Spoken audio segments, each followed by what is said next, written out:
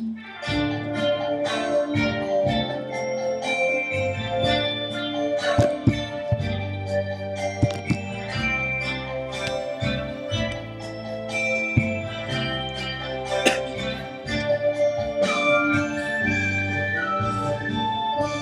đi xuống tay đâu qua bóng hôm nào, vui một nghìn trông trông duyên dáng em chào, trông trông còn như là tiếng sao anh ăn vào nghe nhiều xuyên sao, thương con mà đi thuận làm sao.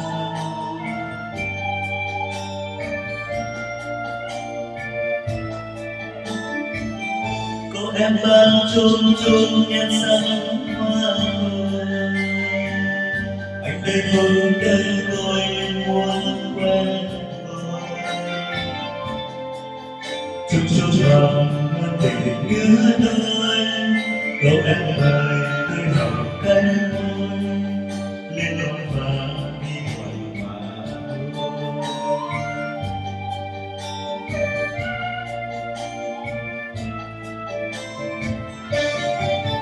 thì bên ngoài em ấm cỡ lớn,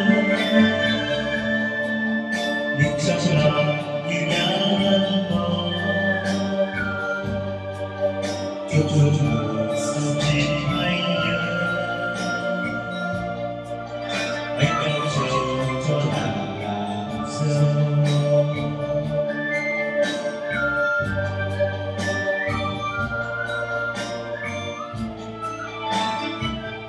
Bao năm tháng qua trên này nghe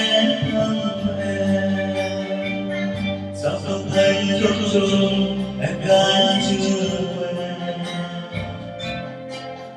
Anh đi tìm con người báo tin,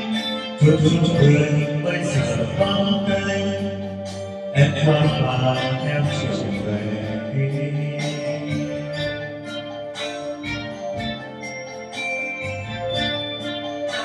Các bạn đang nghe là cái chua chua chua đi qua và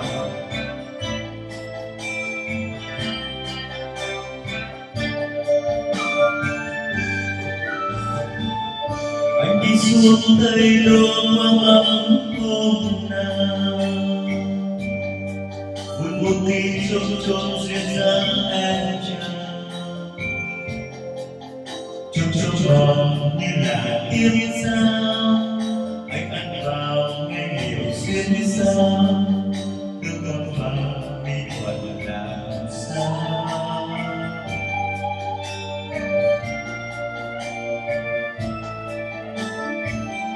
Cô em ban chôn chôn nhan sắc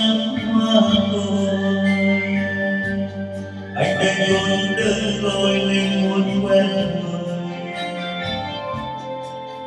chúc chúc lòng mơ tình đưa đôi, câu em lời tươi hồng cánh môi lên con và mi thuận mà thôi.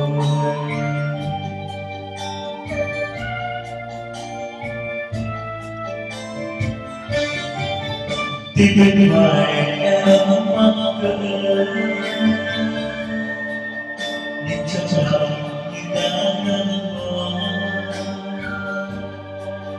chua chua chua sớm chỉ anh nhớ, anh em chờ người làm dâu.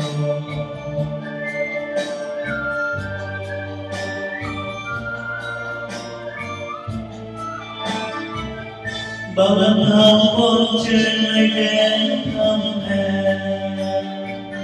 sao không thấy chốt chốt em gái xưa quen. Anh đi tìm con người báo tin, chốt chốt chốt bây giờ bóng cây, em qua và theo trở về.